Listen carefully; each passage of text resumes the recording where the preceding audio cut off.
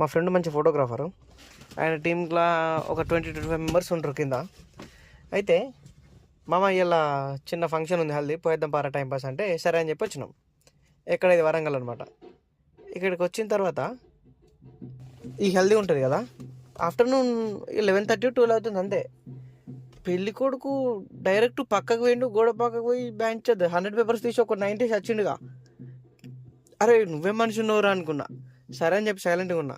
ఈయన వచ్చి ఫోటోలు దిగేసరికి వీళ్ళు అయ్యపోయి ఒక 90 వచ్చిండు. మళ్ళీ ఇట్లా వేసేసరికి మన హిందూ సాంప్రదాయం ఎంత గలీజ్ అయిపోతుంది.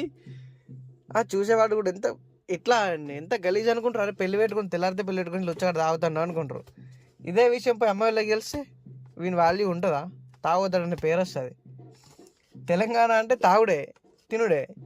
కానీ ఇంట్లో ఫంక్షన్ ఉన్నప్పుడు తాకపోతే ఏమవుతుంది? ఉన్న విలువను ఎందుకు పోగొట్టుకుంటారు?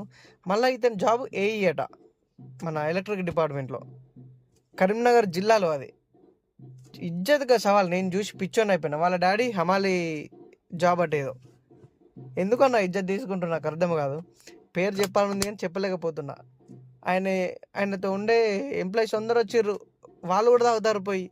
సరే నువ్వు పెళ్ళి బ్రో, రేపు పొద్దున్న నువ్వు తాగని అంటలేరు, తాగు ఏం కాదంటారు. మరి ఇంత గలీజ్ ఉంటారా మనుషులు?